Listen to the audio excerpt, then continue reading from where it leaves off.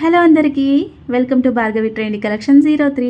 ఈరోజు అయితే ఒక మంచి బ్యూటిఫుల్ కలెక్షన్తో అయితే మేము ముందుకు వచ్చేసిన శారీస్ చూడండి ఎంత బ్యూటిఫుల్గా ఉందో. కలర్ కాంబినేషన్ చూడండి ఒకసారి. నేవీ బ్లూ కలర్కి మెరూన్ కలర్ బార్డర్ వచ్చిందనమాట.